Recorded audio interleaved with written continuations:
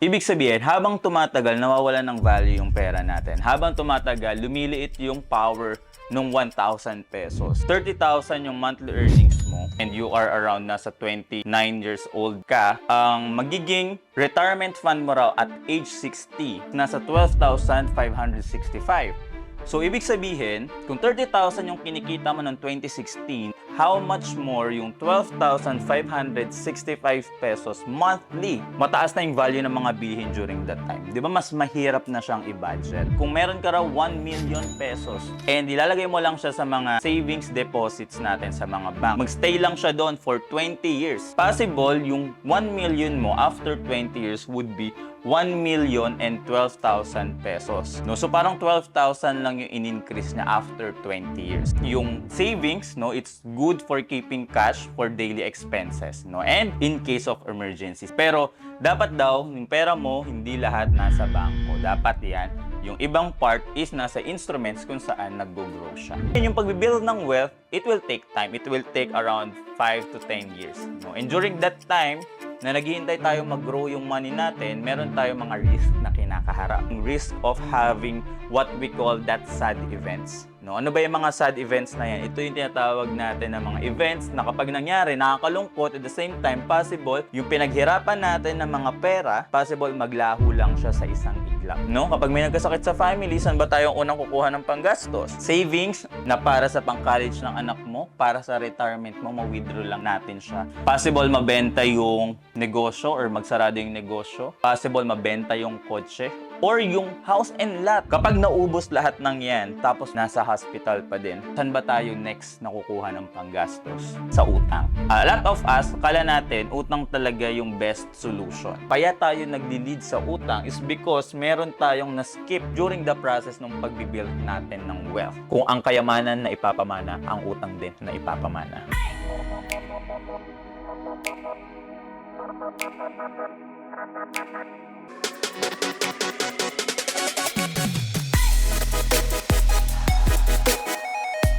Hi everyone, this is Josh and we are here in Takeaways with Josh, where we share our biggest takeaways in personal finance and business. And in this episode, we're gonna talk about bakit nga ba mahalaga mag-prepare sa mga specific life milestones natin and ano ba yung mga dapat nating isipin if you want to achieve yung mga life milestones na gusto natin, yung mga specific goals natin systematically. No? So, in this episode, I'm gonna teach you the principle of the financial planning pyramid and paano siya makakatulong sa iyo sa pag-achieve mo ng goals mo para ma-make sure natin na ikaw ay lumalapit paunti-unti sa mga specific goals mo. So first, kailangan muna natin alamin specifically, alam mo ba kung ano yung gusto mong makuha 5 to 10 years from now?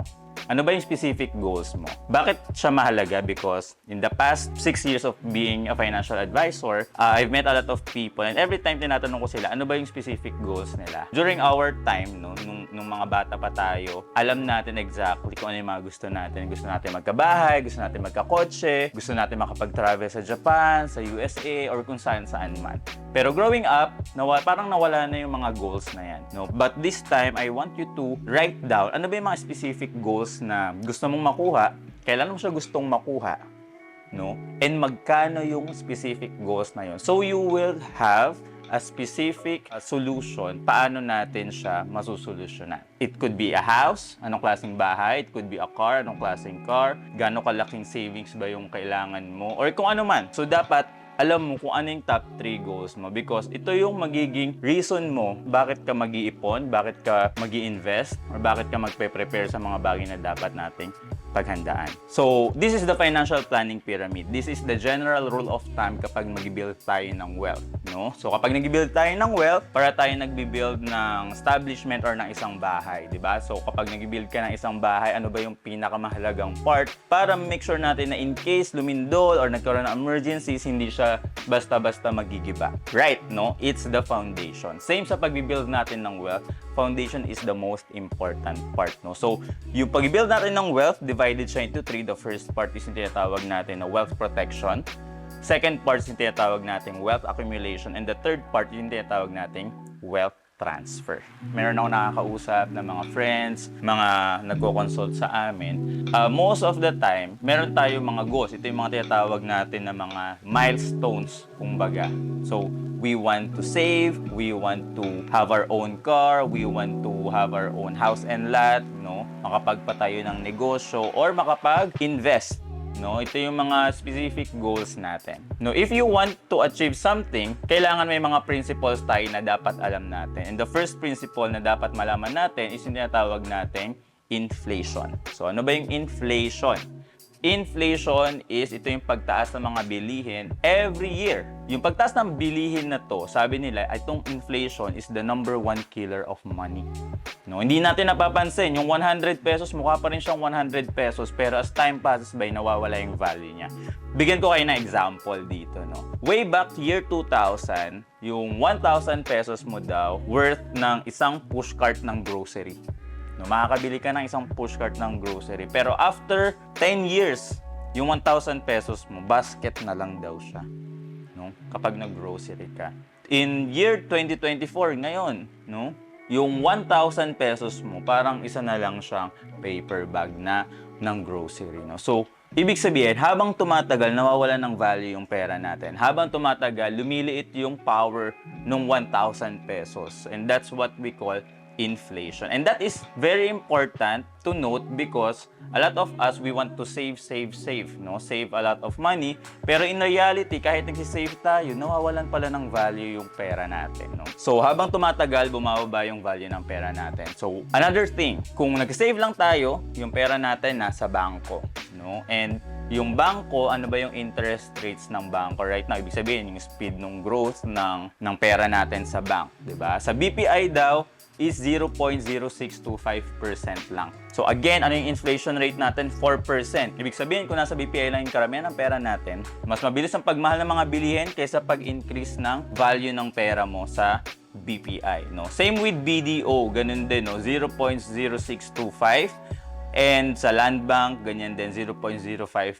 So, anong implication nito? Ibig sabihin, hindi enough na yung pera natin nasa savings lang. Pangit ba mag-save? Not necessarily. Yung savings, no, it's good for keeping cash for daily expenses, no? And in case of emergencies, dito mo ilalagay yung mga emergency fund mo, dito mo ilalagay yung budget mo pang groceries, yung everyday life mo. Pero dapat daw, yung pera mo, hindi lahat nasa bangko. Dapat yan, yung ibang part is nasa instruments kung saan nag-grow siya. So, another thing to note is that the SSS, yung ating retirement fund, no? Yung ating retirement benefit sa government. Sa mga empleyado, if ikaw daw ay 30,000 yung monthly earnings mo, and for example, nag-start ka mag-work ng June 2016, no, and you are around nasa 29 years old ka right now, ang magiging retirement fund mo raw at age 60, nasa 12,565. So, ibig sabihin, kung 30,000 yung kinikita mo ng 2016 and medyo mahirap na siyang i-budget, how much more yung 12,565 pesos monthly? Mataas na yung value ng mga bilihin during that time. Di ba mas mahirap na siyang i-budget? So that's why it's very important to understand the power of what we call investing. Kung mapapansin nyo dito, if nag-retire ka even ng 65, hinintay mo pa after 5 years, mag-i-increase lang ng around 2,000 pesos yung monthly pension natin. So, again, the importance of savings, no? Very important yan for our short-term goals. Pero in the long run, dapat meron tayong different instrument na pinaglalagay ng pera natin to beat the inflation so we can prepare for our retirement. Another thing to understand, sabi dito, kung meron ka raw 1 million pesos and ilalagay mo lang siya sa mga savings deposits natin sa mga banks like BPI, BDO, or Land Bank. If ilalagay mo raw dun yung 1 million pesos mo and magstay lang siya doon for 20 years, no? Possible yung 1 million mo after 20 years would be 1,012,000 pesos.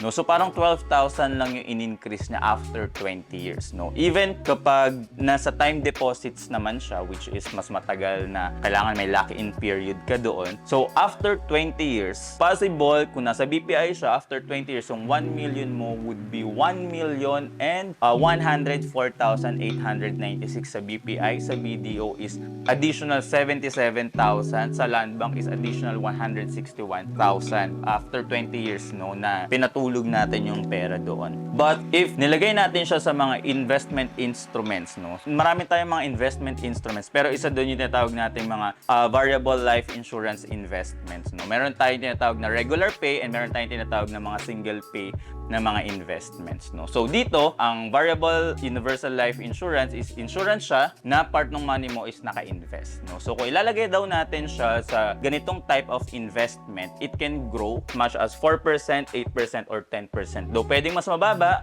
pwede rin mas mataas, no? So kung nasa around 4% ang magiging return rate natin sa insurance with investment plan natin, if 1 million daw yung nilagay natin, after 20 years, that could grow as much as 2.2 million pesos. Ibig sabihin, it can double compared kung nasa bank deposits or time deposits lang yung pera natin. And that is the power of investing. Sabi nga nila, when you save, you are just keeping the money you earned. No, nakatago lang siya. Pero when you invest, you are growing the money you keep. And that's one thing, if you want to achieve the things that pinapangarap mo para sa'yo, para sa buong family mo, one thing you must do is to allocate some of your money, no, yung mga nasa savings mo, or yung every month kapag sumasahod ka, dapat may part of money kang nakalagay sa investments, no. Another thing that you have to understand, no, ang inflation rate natin is nasa 4%. Ito yung pagmahal ng mga bilihin every year. Pero ang college tuition fees po, mas malaki ang nagiging interest rate niyan, or yung inflation rate, yung pagmahal ng mga tuition fees every year, no. So nasa 6 to 8% siya every year. Ibig sabihin, it's very important na if you have a child o baby right now, kailangan mag-prepare ka, mag-save ka, mag-prepare ka para sa future niya, no? So kung titingnan natin dito, ito yung mga sikat na universities dito sa Philippines, no, Mapua, UP Ateneo, LaSalle, and UST. E may kita natin yung year, no, as time passes by 2024 to 2045, yung mapansin natin yung increase ng tuition fees, no, from 2024, no, sabihin natin may 0-year-old ka, may toddler ka right now, after 18 years, no? So nasa around 406,000 yung nagiging annual tuition fee niya, no, if sa Mapua natin siya pagbabasihan, no. So medyo malaki. That's only for their first year.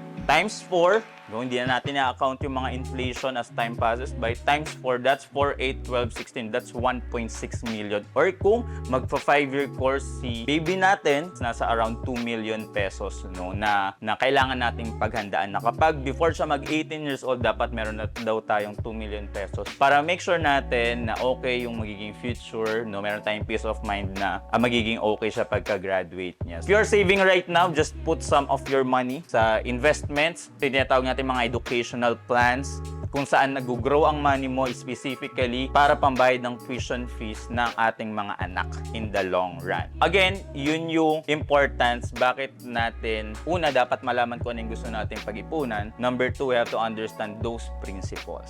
Okay?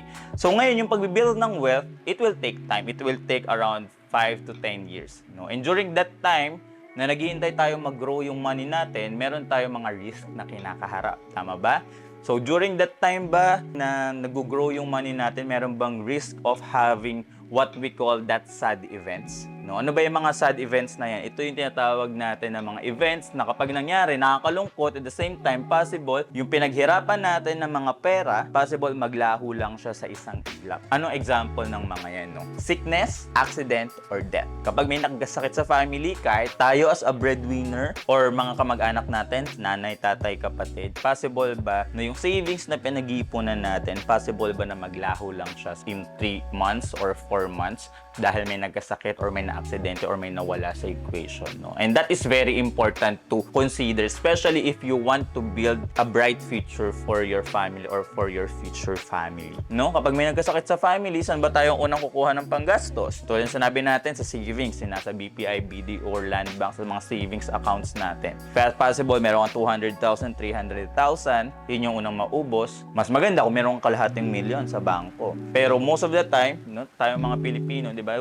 karamihan, wala namang ganong kalaking cash. That's why it's very important. Nasa middle class ka, mahirap ka, or mayaman ka, it's very important to understand this principle. Savings, and then, in case na maubos yung savings, no, nasa hospital pa rin si tatay or si nanay, possible yung mga investments na para sa pang-college ng anak mo, para sa retirement mo, ma-withdraw lang natin siya sa isang iglap. Just because hindi tayo nakapag-prepare sa wealth protection instruments. Possible mabenta yung negosyo or magsarado yung negosyo. Possible mabenta yung kotse or yung house and lot na naka-loan sa Pag-ibig na binabayaran natin 15 years or 20 years. Possible na hindi natin siya mabayaran. Instead na maipamana natin siya sa family natin, wala tayong maibibigay sa ating mga anak, no, as a pamana or sa future self natin as future retirees, no. So it's very important to understand because kapag naubos lahat ng yan, tapos nandun pa rin si nanay, si tatay, si kapatid,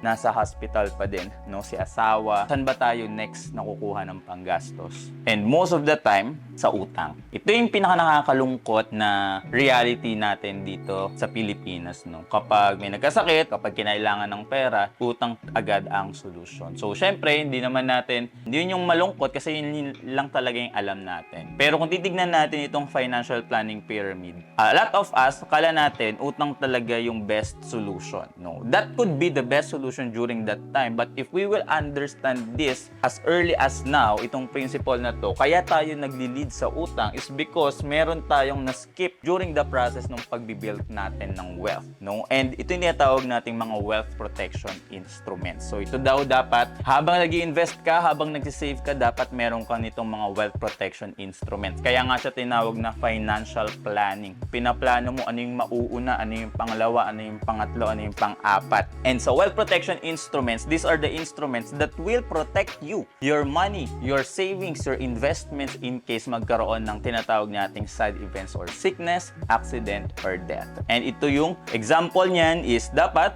if you want to protect yourself, if you want to have that peace of mind in case magkaroon ng emergencies, dapat meron tayong emergency fund, no? So, emergency fund, cash yan, na separate sa savings mo. So, kung meron kang 100% ng sahod mo, part of it dapat nakasave para sa mga future goals mo. Kotse, travel, gadgets, yun yung sa mga savings, no? So, savings account yan. The other part would be another savings account specifically for emergency fund. Dapat nakaseparate siya. So, dapat ilalagay natin siya sa separate bank account na hinuhulugan natin paunti-unti hanggang ma-reach natin ang specific amount na gaano ba kalaki? Equivalent sa 3 to 6 times na monthly income natin. And that's what we call the emergency fund. Dalagay ka doon paunti-unti. And katulad ng sinabi ko kanina, another part ng money natin must be investments. No? So nag-grow dapat yung part ng pera natin. So ganun natin siya hahatiin. Savings, emergencies, investments, tapos yung mga needs natin. Okay?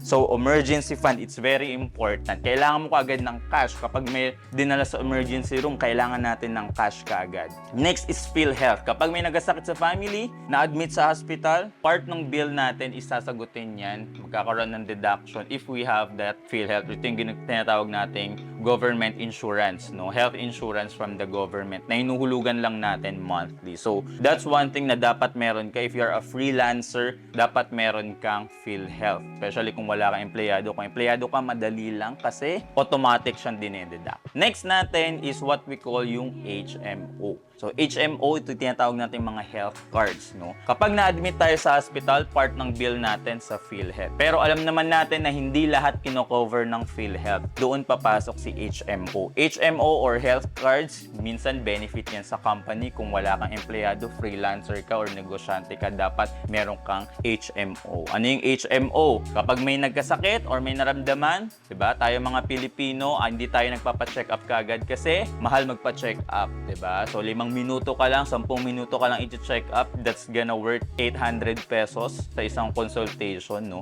Itutulog ko na lang, tubig na lang or biogesic na lang. Pero if you have an HMO, may maramdaman kang something, dahil may HMO ka, pwede ka magpa-check up. Hindi mo isipin kung may pambayad ka ba or wala. At the same time, kapag na-admit tayo sa hospital, no, meron tayong HMO that could cover until 250,000 and covered ka hanggang 60 years old, no. So 250,000 per illness per year, no-cover ka niyan. And that's very important because yun yung second level of protection ng wealth, no, emergency fund and then yung HMO and PhilHealth. Very important to have this type of protection investments, no. So always remember there are 3 levels of sickness or illnesses, no. Merong mga sakit na kaya ng bulsa. Ano ba tong mga sakit na to? Lagnat, trangkaso, no, minsan biogesic lang or tulog. Kaya pa ng bulsa, kaya pa natin magbayad ng 500, 1,000, 2,000 pesos. Pero may mga sakit kasi na hindi na kaya ng bulsa. Kailangan na natin ng PhilHealth niyan.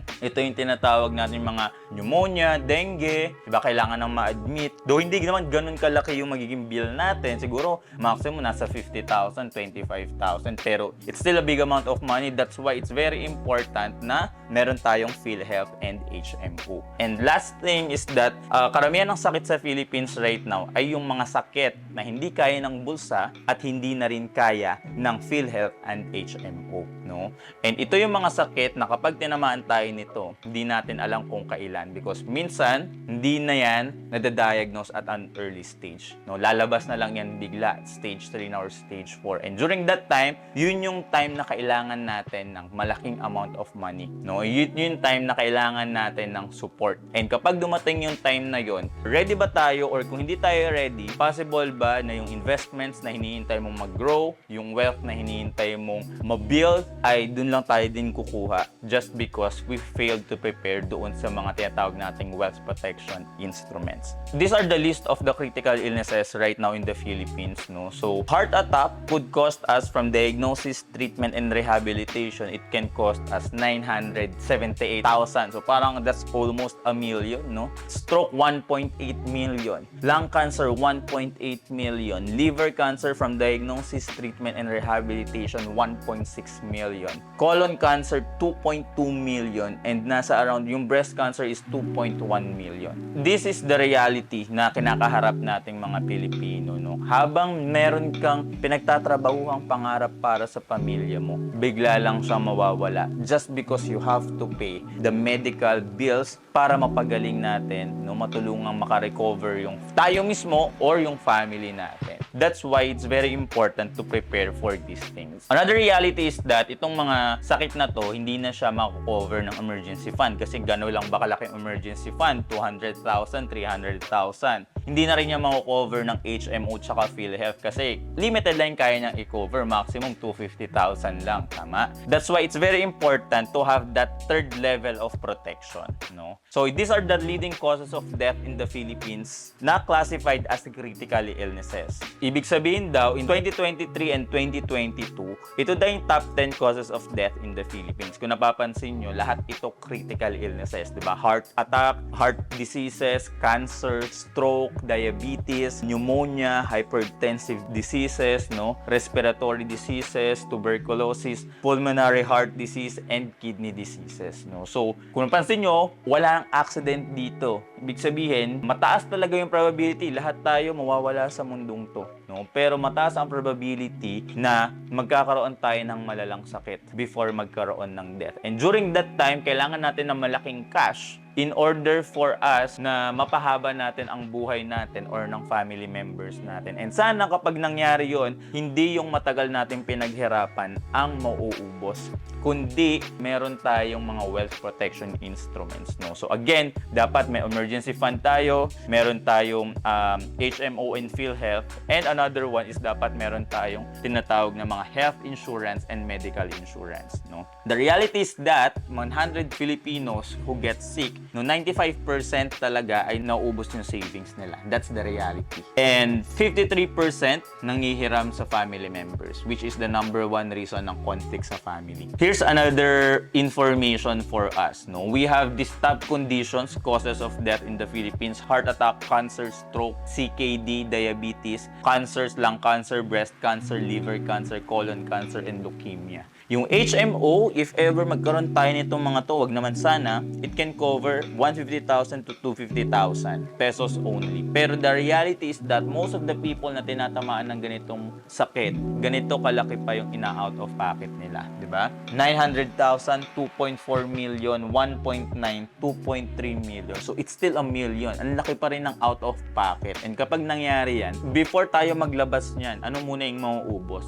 Remember, yung savings natin, yung mga matagal mong pinaghihirapan para sa pamilya mo, para sa pangarap mo. Bakit natin siya inaalam right now? Because nasa prevention stage na tayo. So we want to prevent it from happening. We want na makarating pa rin tayo sa dulo in case, no, in case magkaroon tayo ng malalang sakit or magkaroon ng emergencies, mapuntahan pa din natin yung mga financial goals natin. Alright?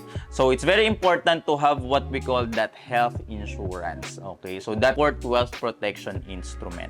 Ngayon, health insurance, ang goal nito is makapagbigay sa atin ng cash in case ng malalang sakit. In case hindi na kaya yung savings natin, emergency fund natin, ng PhilHealth, ng HMO, ito na yung magko-cover sa atin. Ngayon, syempre, nakakalungkot na reality is that lahat tayo mamamatay. No? And kapag nangyari siya, it will cost us a lot of money, no, for our funerals. No? So, in average, nasa around 200,000 pesos ang ginagastos ng isang Filipino family for the casket, for the burol. 200,000 siya. And kapag nangyari yun, di naman natin alam kung kailan, most of the time, di ba? And kailangan natin mag-spend ng ganong kalaking amount of money kaagad. And kapag nangyari yun, either maglalabas tayo ng malaking pera from our emergency fund kung walang emergency fund savings, or meron tayong peace of mind dahil meron tayong tinatawag na mga memorial plans. Memorial plans is basically, these are the plans na binabayaran natin on a monthly basis for 5 years na in case magkaroon ng death, guaranteed na meron tayong service, memorial service for our family. So that's one thing na kailangan natin paghandaan. Dapat meron tayong mga memorial plans. No? Next is what we call the life insurance. So different ba pala si HMO, si health insurance, si memorial plan sa life insurance? Yes. Life insurance is basically, kinukuha ito ng mga tao, especially sa breadwinner, kung ikaw yung nagpo-provide sa family, na wala ka sa equation, nagkaroon ng death, sino na ngayon yung magpo-provide sa family? Especially kung sa'yo nanggagaling ang pera ng buong pamilya. And if ever na mawala tayo sa equation, paano yung lifestyle ng family natin? Same pa rin ba or kailangan natin magbaba ng lifestyle? And if you want na hindi magbago yung lifestyle ng buong family natin, dapat daw meron tayong life insurance, no? Life insurance na magbibigay sa atin ng peace of mind na kahit mawala ako sa equation, yung family ko, no, hindi sila maghihirap. Habang nag-a-adjust sila, habang wala ako, meron akong napoprovide na income sa kanila kahit wala ako. And that is the purpose of having a life insurance. No? So grabe, ang dami pala, no? Ang dami palang mga protection instruments. Dapat ba lahat meron tayo niyan? The answer is yes, no. But the reality is that most of us, we have just limited budget. That is why it's what we call the financial planning pyramid. Pinaplano natin, no. Kung right now you are fresh grad, nagwo-work ka, alamin mo ano ba yung dapat mong unahin. Build your emergency fund, your savings paunti-unti, have that PhilHealth, have that HMO. And then from there you can invest into something. And then kapag lumaki yung income, tsaka kumuha ng another health insurance. Kapag meron ng health insurance, kumbaga lumalalim yung pundasyon eh. Mas meron kang freedom to grow your money. Kapag lumaki yung money mo, another insurance, dagdag tayo. As time passes by, habang lumalaki yung binibuild nating wealth, dapat mas malaki din yung protection instruments. So parang ano lang yan, fire extinguisher, diba? Yung fire extinguisher, kumakain ka sa mga restaurant, sa mga fast food, sa mga negosyo, wala namang sunog pero naandun lang yung fire extinguisher. Bakit sila bumibili ng fire extinguisher? Dun sa mga tinatawag nating just in case, Joshua, just in case magkasakit, just in case magkasunog, at least meron akong pamatay sunog kaagad.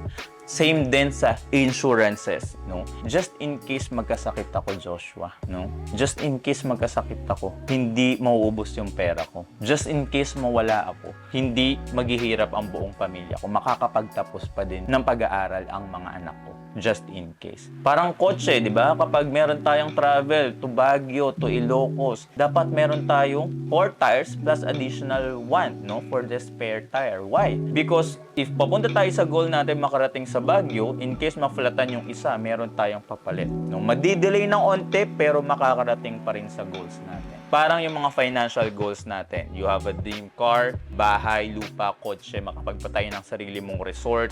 In case magkaroon ng emergencies, no? Sakit, stroke, heart attack, or cancer, or kung ano man, natanggal yung isang gulong, meron tayong pamalit dahil meron tayong insurance cash na hindi mababaon yung family natin sa utang just because meron tayong just in case insurance natin. Makakarating pa rin tayo sa Baguio, makakarating pa rin tayo din sa mga future goals natin dahil meron tayong spare tire. Parang pagdadrive ng motor, hindi mo naman ina-expect na may maaksidente, tama? Pero bakit ka nagsusuot ng helmet?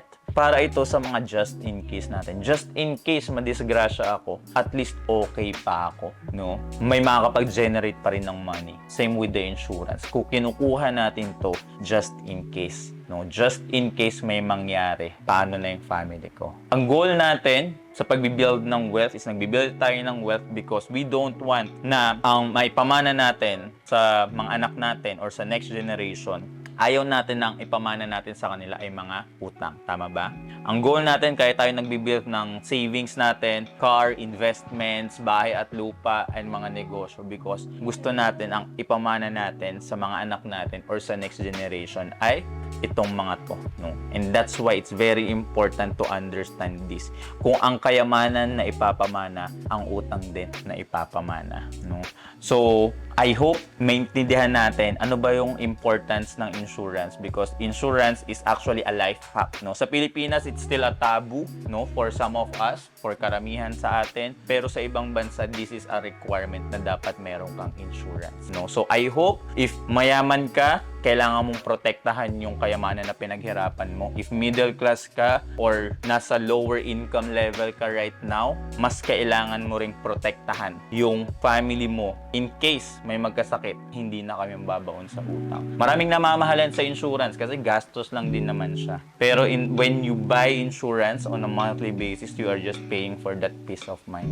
Nung kahit hindi mo matapos bayaran ng insurance, in case magkasakit, guaranteed na may marireceive yung family natin. And that is why it's very important to have that kind of peace of mind. So yeah, I hope nakatulong ito. And if you have any questions, if you have help na kailangan in terms of what's the best insurance for me, you can message us on our personal Facebook account or sa aming FB page, V-Affluence. You can message me on my personal account, Joshua Valdez, so that we can help you and serve. That's it for today. Sana nakatulong ako hanggang sa susunod na kwentuhan. Ingat, God bless.